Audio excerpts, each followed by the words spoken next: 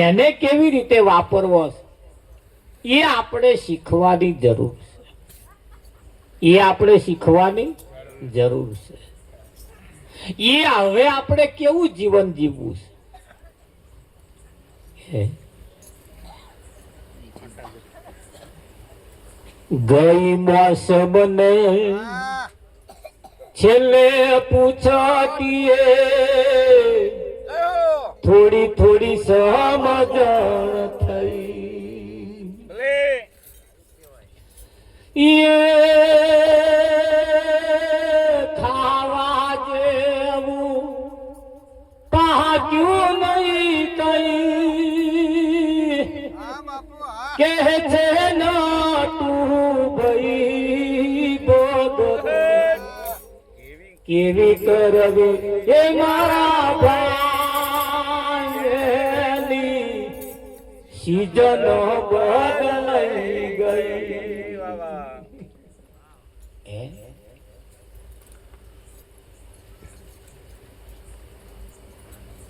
ગઈ મોસમ ને છેલ્લે પૂછતીએ થોડી થોડી સમજણ થઈ. ખાવા જેવું પાક્યું નહીં કઈ કે છે નટુભાઈ. આ તો છેલ્લે છેલ્લે કદાચ જે રહ્યું છે એ જો કદાચ ના ભેલાઈ જાય તો આ કરેલું કઈક મજરે આવે.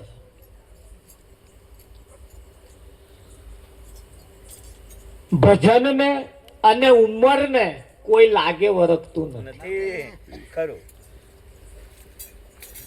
ભજન કયા સમયે થાય એવું કોઈ સ્થાવર નક્કી નથી. ભજન જવાનીમાં થાય તાર ઘડપણમાં થાય. ઘડપણમાં ના થાય એવું નહીં થાય. આ ભક્તિ ક્યારે કોને વરે એનું કશું નક્કી નહીં. વિઠ્ઠલમાં એનું કોઈ નક્કી.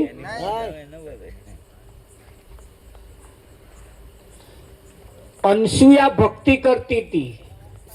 સતી અનસુયા થઈ ગઈ. એ ભક્તિ કરતી હતી પણ એ ભક્તિ કરતો કરતો કરતો કરતો કરતો કરતો 60 વર્ષ ઉપર વાણા વીતી ગયા. રાવજી પણ જ્યારે એને જવાનીમાં જ્યારે ભક્તિ ચાલુ કરીને, જ્યારે જવાની હતી તારે જ્યારે ભક્તિ ચાલુ કરીને તારે એને કોઈકે કહ્યું કે આ ભક્તિ જો તું જે કરું છું ને વ્યર્થ છે. વ્યર્થ છે કાકા. તો કે કેવી કરવાની? તો કે આ તું જે ભક્તિ કરો છું એ ભક્તિ તારા માથે કોઈ ધણી નહીં પડતા. એટલે પહેલા તું એક કામ કર, એવા કોઈ પતિની સાથે લગ્ન કર અને એ પતિની સાથે લગ્ન કર્યા પછી જે ભક્તિ કરીશ ને એની નોંધ લેવાય. આ એકલા એકલા કરે નહીં મેરા કે એવું છે તાકા. એટલે અંશુઆએ વિચાર કર્યો કે ભક્તિને કરવા માટે ઉંમરને કઈ બાધા આવતો નથી. એટલે એવું કહેવાય છે ઉંમર વાળા વ્યક્તિની સાથે 80 વર્ષનો વણો વીતી ગયેલા વ્યક્તિ સાથે એને લગ્ન કર્યું. વિઠ્ઠલ અને એ લગ્ન કર્યા પછી એ લગ્ન વિઠ્ઠલ મહારાજ જયારે કર્યા ને પછી જયારે એને નક્કી કર્યું કે હવે જાત્રા એ ન્યા કરું,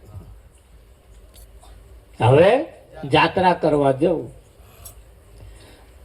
જાત્રા કરવા જવું તારે એવું કહેવાય છે કે એના પતિનાથી ચલાતું નથું, હેડાતું નથું, બેહાતું નથું, પણ પોતાના પતિને ખભે બેસાડીને જાત્રા કરવા નીકળે છે.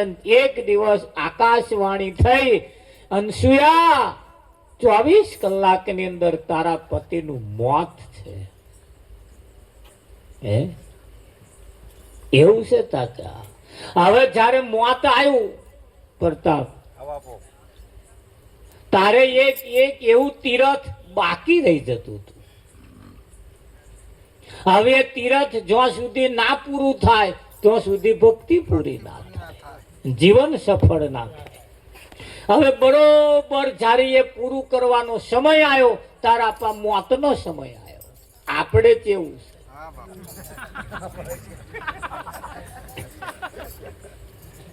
આપણે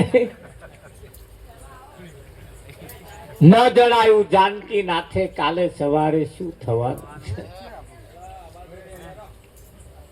બરોબરનો એ સમય આવ્યો, તે જ સમય હવે જો ના થાય, જે નક્કી કર્યું છે જો ના થાય તો આ જીવન બરબાદ થઈ જાય. સતી અંશુએ તે સમયે પોતાના તપોબળથી જે કર્યું તું એની સાક્ષીમાં રાખીને કહ્યું, હે સૂર્યનારાયણ, જે જગ્યાએ છું ત્યાં ઉભો રહેજે. મારે જે કરવા જેવું છે, મારે જે પૂરું કરવા જેવું છે ના થાય તો સુધી અહીં આગો પાછો ના થતો. એવું શાસ્ત્રો જેની શાક પૂરીને કે છે, સતી અંશુએ સૂર્યને 6 મહિના સુધી આથમવા દીધો નતો. તારે દેવતાઓ ગભરાવા લાગ્યા. સૃષ્ટિનું જે ચક્ર હતો એ અર્થ વ્યર્થ થઈ ગયું. દેવતાઓ વિચાર કરવા લાગ્યા, આ છે કોણ એવું કે જેને સૂર્યને સ્થિર કરી દીધો. નારદ ને બોલાયા. નારદ પા બધું જાણતા હોય. નારદ ને બોલાયા અને નારદ ને પૂછ્યું, નારદ શું છે કે તમને કોઈને ખબર જ નહીં? ના, શું છે? અરે કે છે, મૃત્યુલોકની અંદર કોઈ સતી અંશુયા નામની સતી છે, જેણે પોતાના પતિને ખભે બેસાડી અને 4 ધામની જાત્રાએ ન્યા કરી છે. આ 3 પૂરા થયા, એક બાકી રહ્યું છે. એ બાકી પૂરું કરવા હાતું એને સૂર્યને સ્થિર કરી દીધો છે. અરે નારદ ના ચાલે, પણ આ બધું વિધિ આવી વહેલી કે હું તો ચેતારે 6 મહિના નવરી જ બેહી રહી. આ કાળ ચક્ર ફરે તો હું કઈક ને લઈ આવું ને.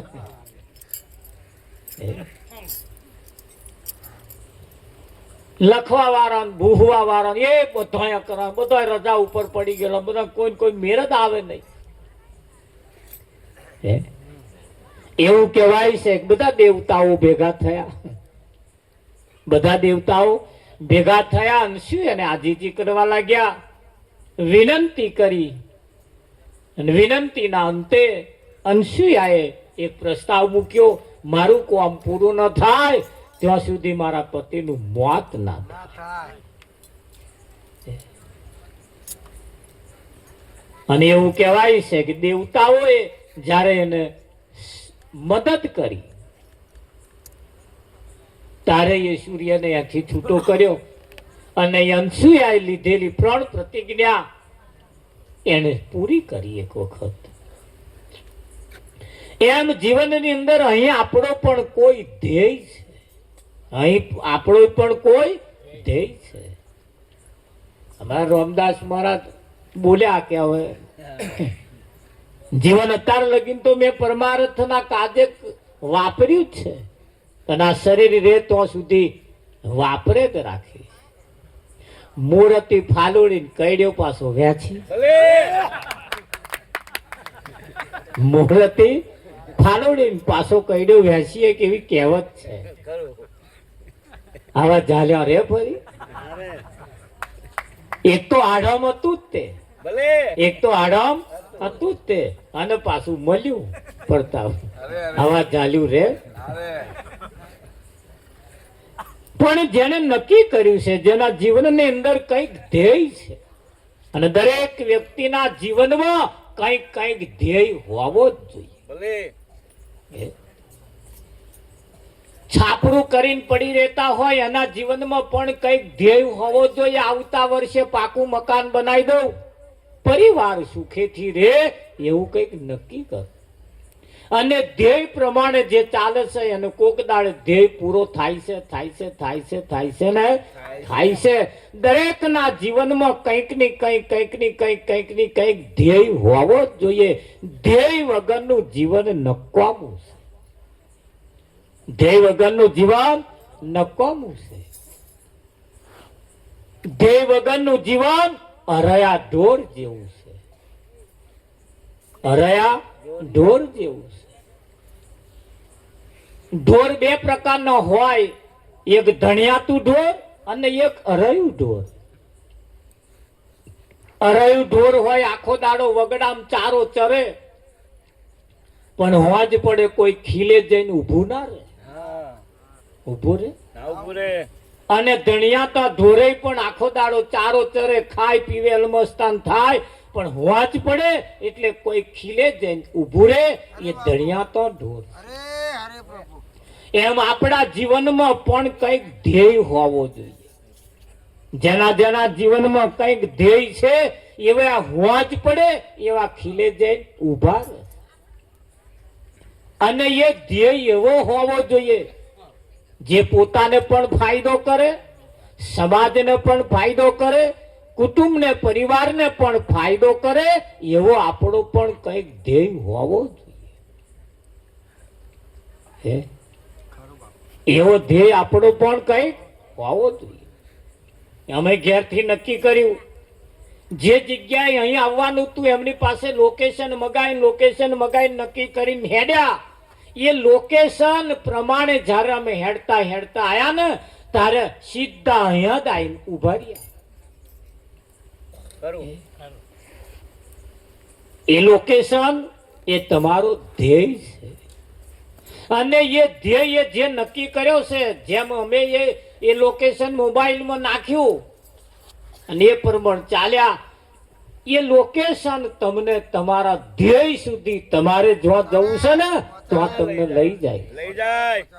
એમ તમારા જીવનની અંદર પણ કંઈક લોકેશન એવો ધ્યેય નક્કી કરીએ જેથી એ ધ્યેય સુધી તમને એ પહોંચાડી દે.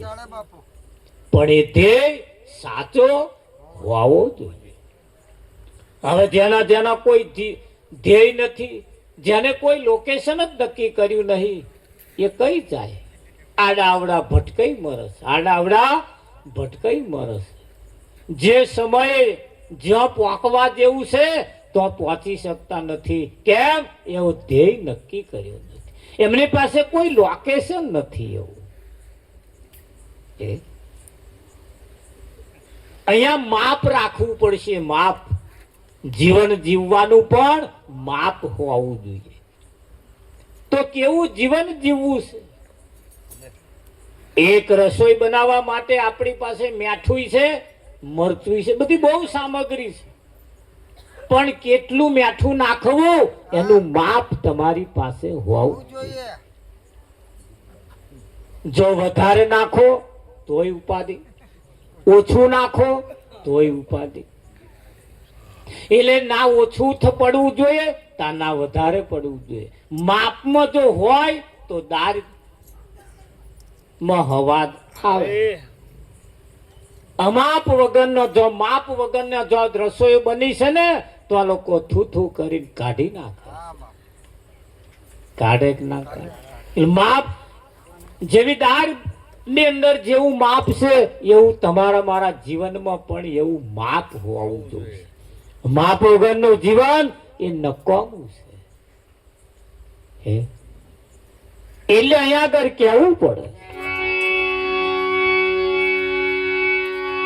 આહા સંસાર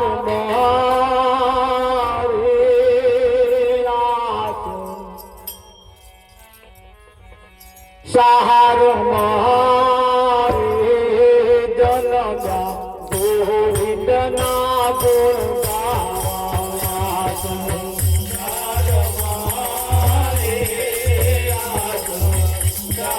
મારે જનમ્યા ગોવિંદના ગુણ ગાવા. ચોરાસી તારવા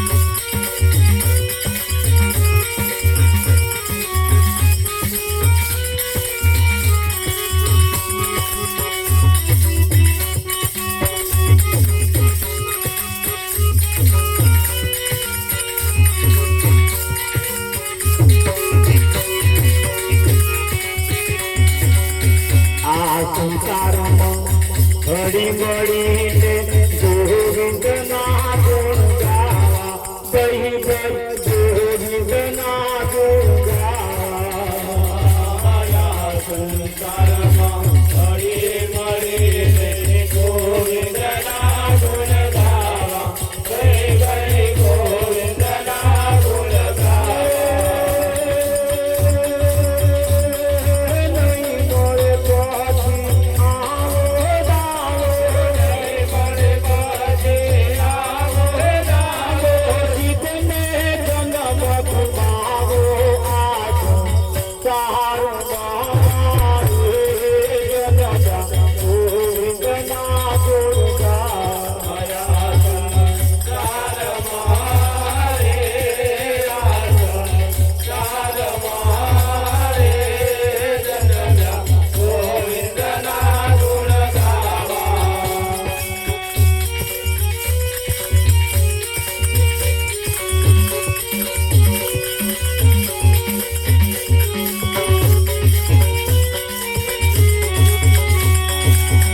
સંસાર સાગર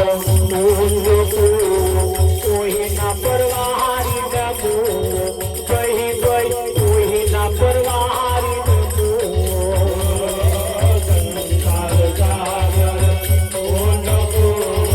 કોઈના પરવારી નમો ગઈ કોઈના પરવારી નમો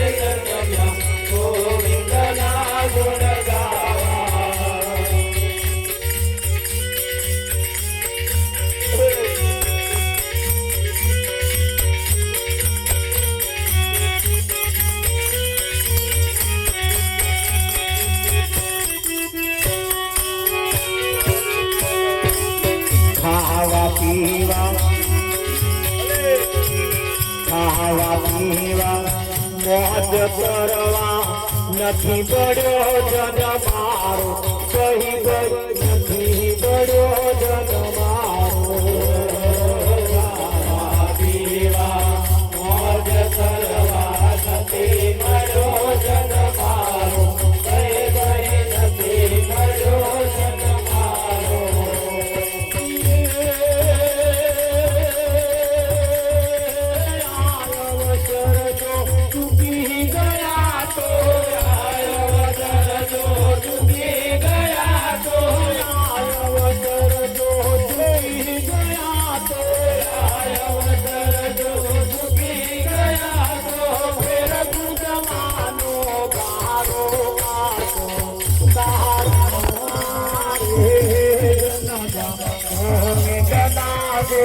આયા સંસાર મારે આ સંસાર મારે જન્મ્યા ગોવિંદના ગુણ ગાવા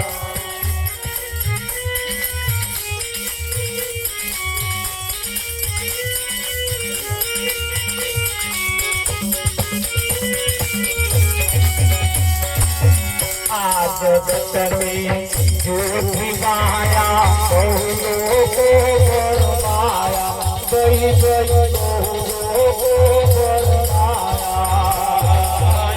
જગતની જૂઠી માયા બહુ લોકો પરમાયા કઈ બોલો પરમાયા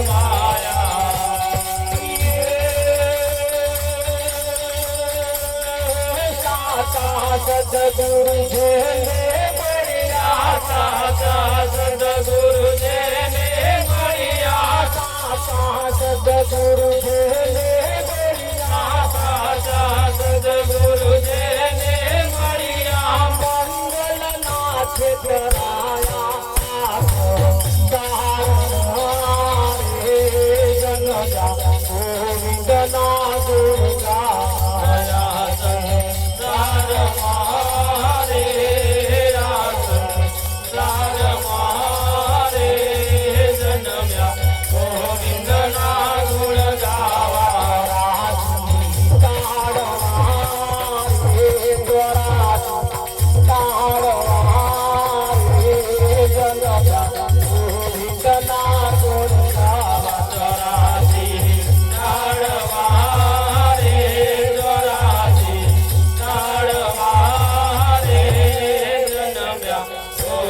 કૃષ્ણના ગુણ ગાવા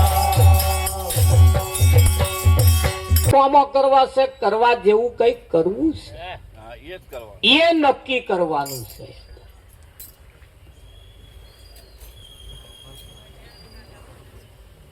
અને જેણે જેણે કઈક નક્કી કર્યું છે, આ સંસારમાં હળી મળીને ગોવિંદ ના ગુણ ગાવા, નહીં મળે પછી આવો દાવો સિદ્ધને જન્મ ગુમાવા. અરે આવો વખત મોકો વારંવાર મળવાનો નથી.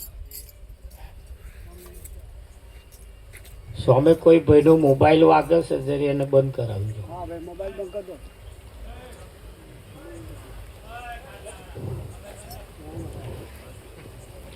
એમના મનમાં કે એમને ઉચ્ચ કાલ્યું છે એટલે બેઠા બેઠા વળ.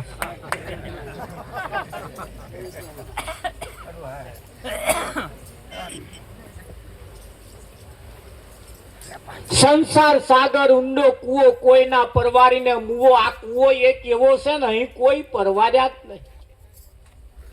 બધાનો સપનો અધૂરો જ રહ્યો.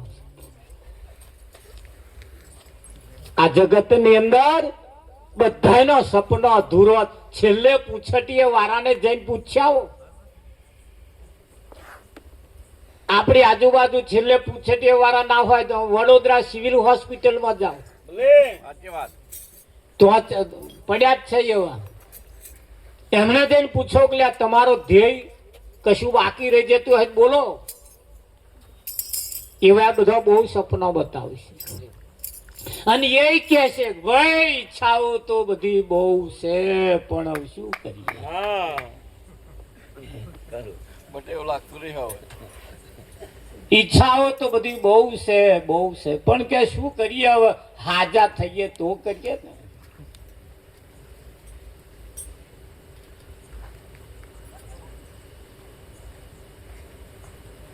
તારે કશું નહીં કે હવે અમારા કશું થાય એવું લાગતું નહીં, પણ એક કામ કરજો, મારા મરી ગયા પછી કે મારા ફૂલો હરિદ્વારમાં જઈને પધરાય આવી. ભલે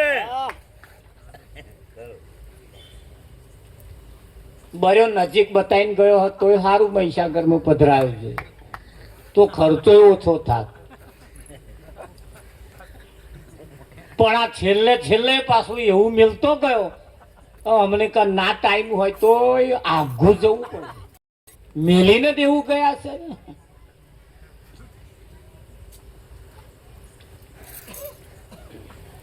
આ સંસારમાં આ સંસારે ઊંડો કૂવો છે, કોઈ પરવારીને મર્યો નથી અને કોઈ પરવારવાનાય નથી.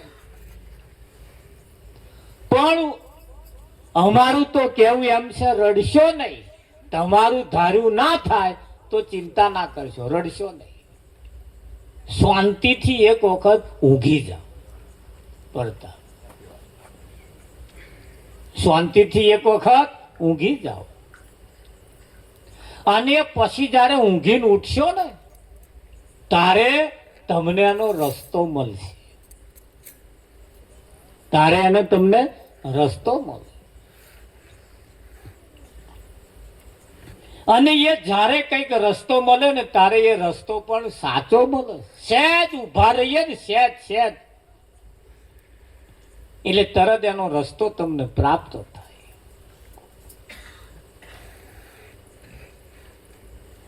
એમ જીવનની અંદર જ્યારે કિંમતી સમય તમને મને જ્યારે મળ્યો હોય ત્યારે આવા સંતોની સાક્ષીએ સંતમાં પુરુષોના સાનિધ્યમાં જઈ અને કંઈક મેળવવા જેવું છે, કંઈક પ્રાપ્ત કરવા જેવું જે છે એનું માર્ગદર્શન લઈ અને એના તરફ પ્રયાણ કરવા જેવું છે.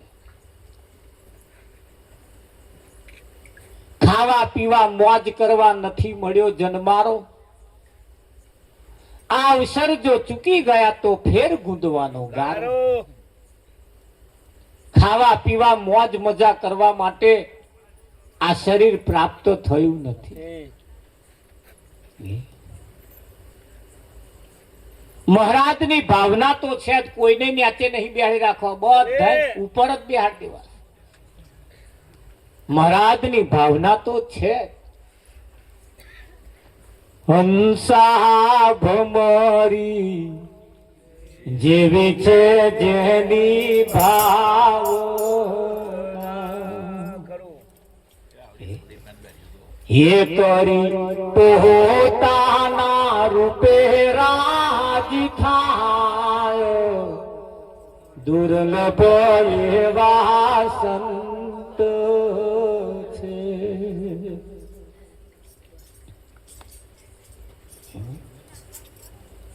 હંસા નેણ ધરેલે નાભી હસે એ જેના દર્શનથી દુઃખ જાય દુર્લભ એવા સંત છે. એવા કોઈ સંતની પાસે જઈએ જેની ભાવના ઊંચી હોય. અરે બાપુ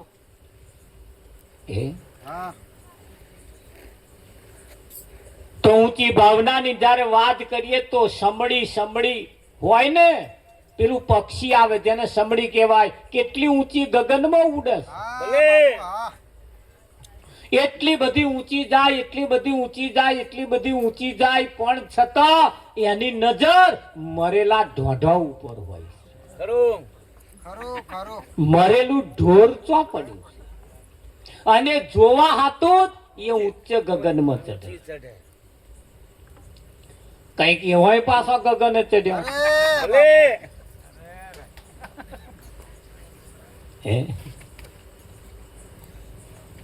પણ મહારાજની ભાવના કેવી છે, ગુરુની ભાવના કેવી છે?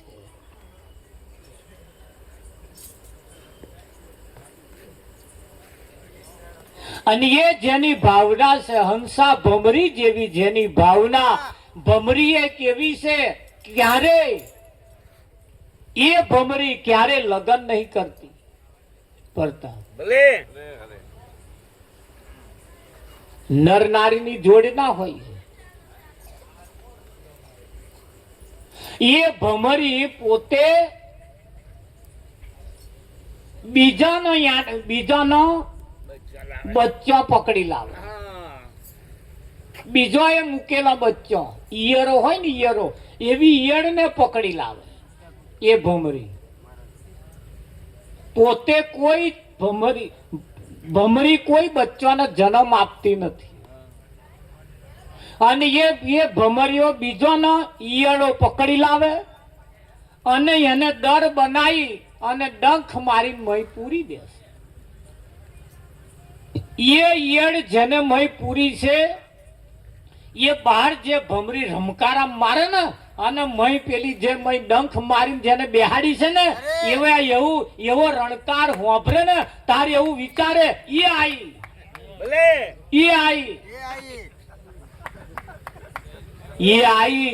આઈ કરવામ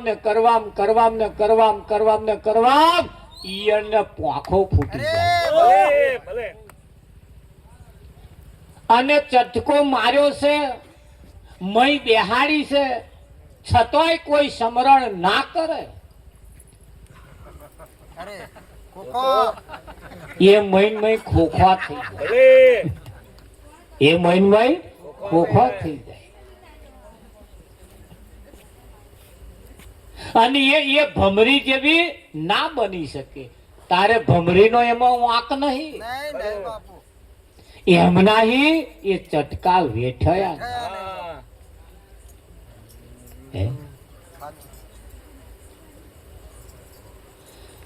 એ ભમરીનો ચટકો અડખાશે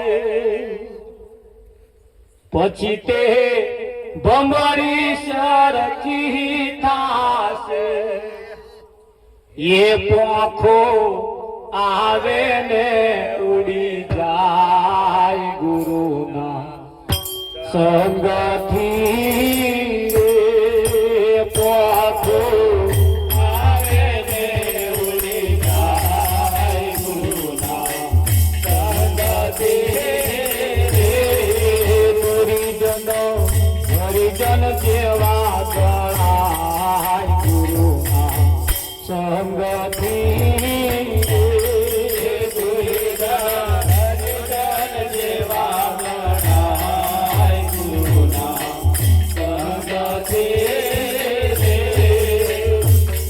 ગુરુ મહારાજના સંગમાં એટલી તાકાત, કોઈ ભાઈને શરીરે કોડ થયા હોય, પેલા દોરો ચાઠો પડે ને કોડ થયા, એ જેને આવા કોડ થયા હોય, એ કપડો જે પહેરતો હોય, એ કપડો જો બીજો કોક પહેરે તો એને કોડ થાય. વિઠ્ઠલ એને કોડ થાય. એને જે રોગ થયો છે ને, આ દોરા ચાઠો પડેલો, એ જ રોગ એનો કપડો જે પહેરે અને એને પાછો એવા કોડ, એવા દોરા ચાઠો વાળો રોગ થાય.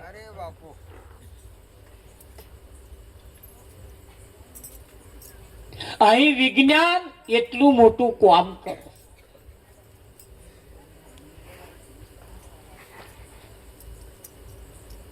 ધર્મરાજાએ 5 પાંડવો જ્યારે હતા ત્યારે એમણે ધર્મરાજાએ પરીક્ષિતને જ્યારે કહ્યું કે હે પરીક્ષિત, આ બધાય દરવાજા ખોલજે પણ આ એક દરવાજો ના ખોલે. આ બધાય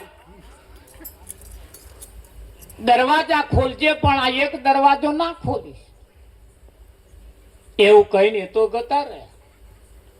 ઘણા વખતો વીતી ગયા, ઘણા સમય વીતી ગયા, તારે ઓને મય પાછો સળવાટું પડ્યું.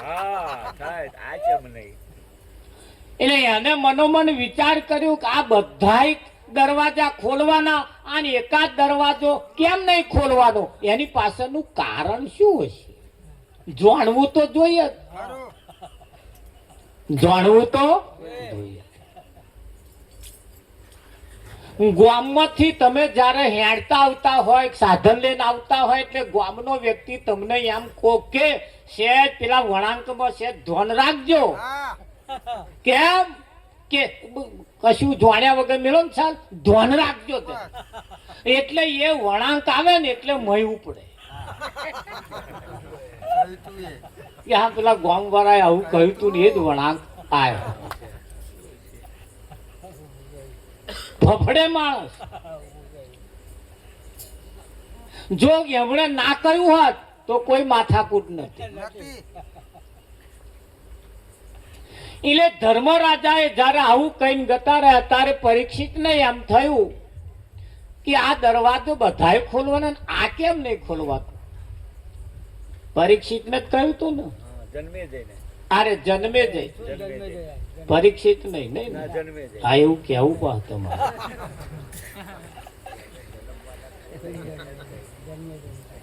એ જન્મે જઈ રાજાને જયારે કહ્યું કે ભાઈ બધા દરવાજા ખોલજે પણ આ એક દરવાજો ના ખોલે, તારે એને મય સળવાટ થયો કે કેમ નહીં ખોલવાનો.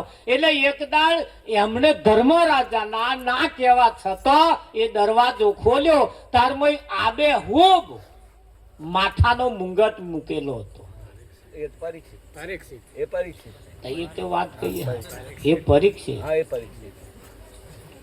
જન્મે જઈને એ ભવિષ્યવાણી. એ પરીક્ષિતે પછી એ જયારે જોયો આબેહૂબ માથાનો મુંગટ જોયો, એટલે કે આટલો સરસ માથાનો મુંગટ છે, એને ફરી ફરી જોયું. આ મુંગટ સિવાય તો આનીમાં બીજું કશું છે જ. આટલો આબેહૂબ મુંગટ છે છતાં ધર્મરાજાએ મને આને ખોલવાનું ના કહ્યું. એ મુંગટ લઈ અને માથે મેલ્યો. એટલે એના પછી બહાર શિકાર કરવા જવાની ઈચ્છા થઈ. એટલે ઘોડા ઉપર બેઠો.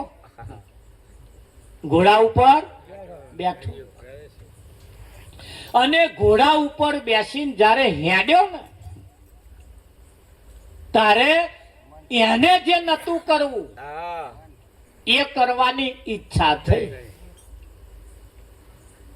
રાવજી એ કરવાની ઈચ્છા થઈ.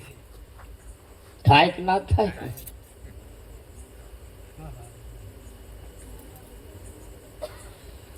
એ માથાના મુંગટની અંદર એવા ગુણ રહેલા હતા કે જેને એટલે જ ધર્મરાજાએ કહ્યું હતું કે આમ આ ખોલતો નહીં. કેમ કે ઘણી ખરી વસ્તુઓ એવી છે, એ જગ્યાઓ ઘણી એવી હોય છે, એ જગ્યાએ જવાથી તમારા ના વિચારો બદલાતા હોવા છતાં એ વિચાર બદલી નાખે.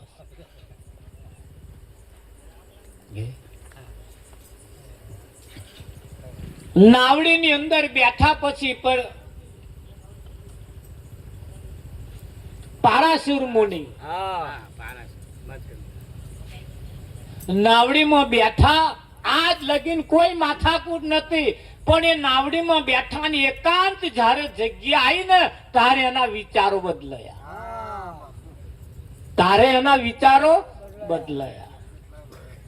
તમે ધ્યાન રાખતા રહેજો.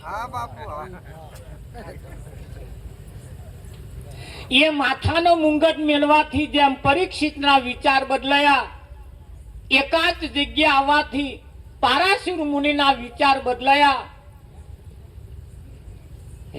અહીંયા આગળ બધું બહુ મોટું વિજ્ઞાન છે અને વિજ્ઞાન બહુ કામ કરસ. આ બધાયમાંથી જો છૂટવું હોય, આ બધાયમાંથી જો જીવન મુક્ત જો થવું હોય તો કોઈ મહાન પુરુષના શરણમાં રહેવું પડશે. અને મહાપુરુષના શરણ સિવાય, મહાન પુરુષના વિચારો કર્યા સિવાય બીજા ગમે તેના જો વિચાર કરવા રહ્યા તો અવસર ભેલાઈ જતો વાર નહીં લાગે.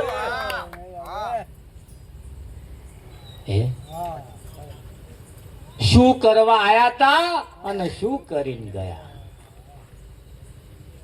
ઉત્તમ કાર્ય કરવા માટે આયા હતા, કંઈક એવું જીવનમાં નક્કી કરીને આયા હતા.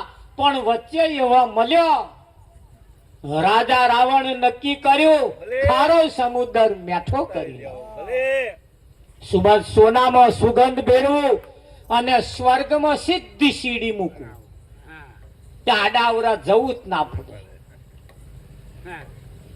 આ ત્રણ મુદ્દા નક્કી કરીને બેઠો તો, અને એને બેન શૂરપંખા જેને કહેવાય એ નાક કપાઈ આવી. નાક કપાઈ અને એ નાક કપાઈને આવી અને રાવણના દરબારમાં આવીને ઉભો રહી, મોટા ભાઈ હું રાવણની બોન શૂરપંખા. રાવણે કહ્યું પણ તું બોન તારી આ હાલત આવી કોણે કરી? અરે કે છે જંગલની અંદર એવા કોઈ બે આયા છે.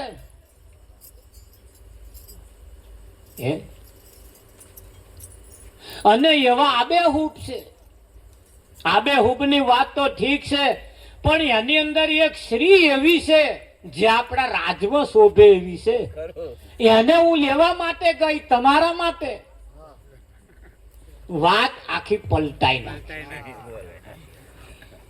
મોટા ભાઈ હું તમારા માટે ગઈ હતી, એમાં એકાદ જણા મારું નાક કાપી નાખ્યું. ગઈ હતી એના હાથું, પણ નાક કપાયું એટલે એને બીજા ઉપર ઢોરી દીધું. અહીં આવું જ ચાલે, અહીં આવું જ ચાલે. એમનું જયારે એમના ના થયું એટલે એમણે એવું ઢોરી પાડ્યું. અને રાવણે વિચાર કર્યો, મારા માટે મારી બેન જયારે આવું કોઈ કામ કરતી હોય અને જયારે આ એ બેનનું અપમાન થાય અને એ અપમાનનો બદલો લેવા હતું એણે જે નક્કી કર્યું હતું એ એક બાજુ રહી ગયું અને બોને જે લેન આવી એમનું ચાલુ કર્યું. બાજી બગડી ને. આપણે આવું ના થાય એનું ધ્યાન રાખતા રહી. ઘણી વખત ડાયવર્ટ થઈ જવાય છે અને સંતો કહે છે એને યાદ રાખવું પડશે. સમય અને સંજોગો પ્રમાણે વર્તવું પડશે. સમય શું છે?